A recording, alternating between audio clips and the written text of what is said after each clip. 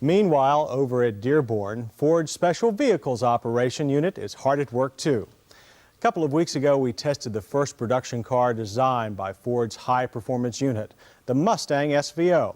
And right here is the second product from that unique bunch of engineers. This is the Ford EXP turbocharged coupe. What they're trying to do here is finally put some guts into Ford's little Escort-based two-seater. This car hasn't been very popular, apparently because of its lackluster performance and unusual looks.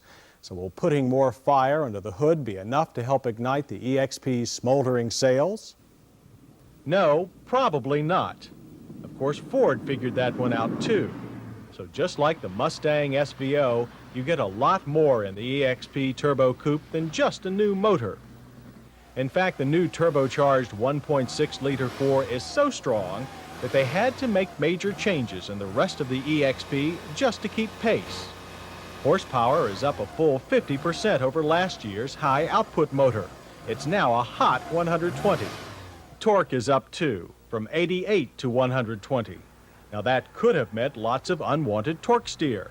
But to head that off at the turn, shorter, stiffer front springs were added, which lower the body a full 3/4 of an inch.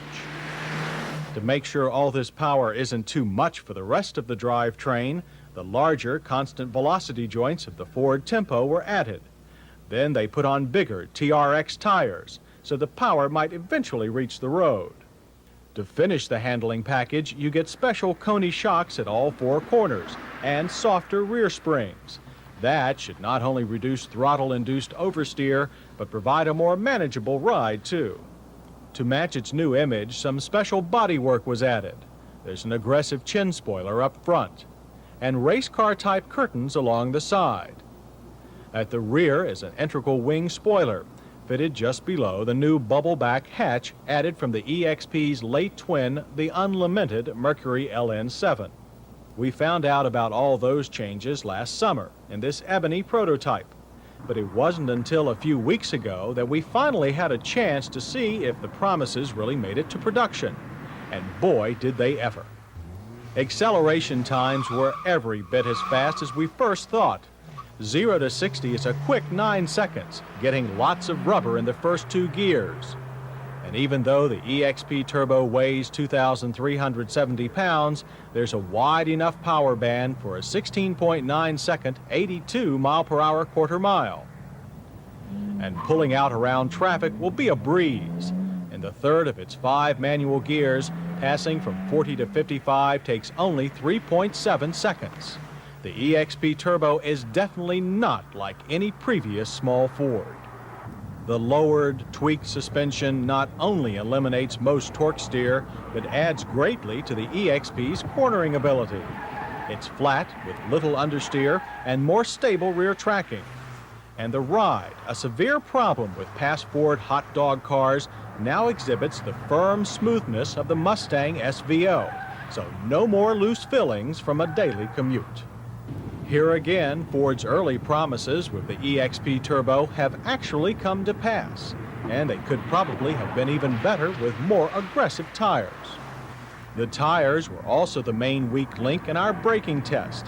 They grabbed and then floated on pulverized bits of tread. This tendency of the rubber to turn to slick powder is something we've seen frequently on TRX and other European tires, especially on concrete pavement.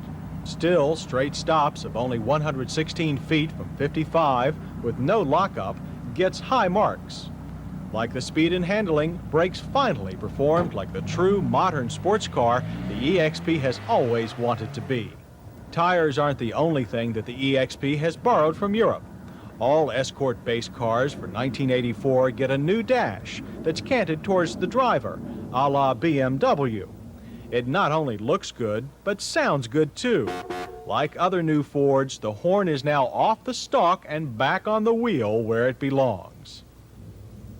Some people might find the seating position too low in the EXP, but the reclining sport seats are comfortable, with improved side and lower back support. At least driver-to-car positioning is just about right to operate the shifter. The only real disappointment inside the EXP Turbo is the absence of a full instrument package. No voltage meter, oil pressure, or boost gauges can be found anywhere. But if Ford couldn't give us everything we wanted in the new EXP Turbo, they also didn't take the best part of the old car away. Fuel economy remains faithful to the EXP's original high mileage status at 26 city and 42 highway. We were most pleased with an economy loop of 36, a great marriage of power and efficiency. So, like the Mustang SVO, the Ford EXP Turbo Coupe lives up to its billing as a highly refined, fast sports hatchback. It's true that most people still think it's homely, but it now has enough spirit that you might venture to call it cute. It helps that the price for all this change is a modest $9,942 to start and $10,700 for our test car. So with sluggish power and an unoriginal interior now behind it, this version of the Ford EXP has more than enough going for it to finally spark some flaming sales success.